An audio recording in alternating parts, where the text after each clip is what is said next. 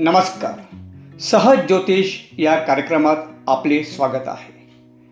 वैदिक ज्योतिषशास्त्रानुसार 19 जुलै 2026 रोजी रात्री 11 वाजता मंगळ व शनी 60 अंशावर येतील. येथे दृष्टिलाभ योग जुळून येत आहे. मंगळ हा ग्रह साहसी, पराक्रमी, ऊर्जावान व नेतृत्वाचा कारक ग्रह आहे, तर शनी ग्रह शिस्त, धैर्य व कर्माचा कारक ग्रह आहे. हा अत्यंत प्रभावी योग आहे. याचा मेष, वृश्चिक, मकर व कुंभ राशींवर शुभ परिणाम दिसेल. मेष, अर्धवट कामे पूर्ण होतील. प्रत्येक कामाला गती दिसेल. नोकरदार वर्गाला वरिष्ठ मदत करतील. नवीन जबाबदाऱ्या स्वीकाराव्या लागतील. वैवाहिक सौख्याचा आनंद घ्याल.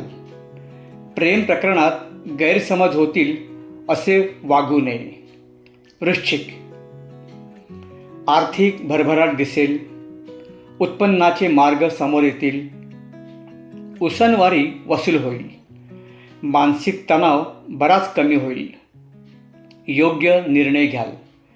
व्यवसाय विस्ताराचा विचार कराल. मित्रांचा सहयोग मिळेल. मकर, व्यापारी वर्गासाठी अनुकूल कालावधी आहे. चांगला लाभ होईल.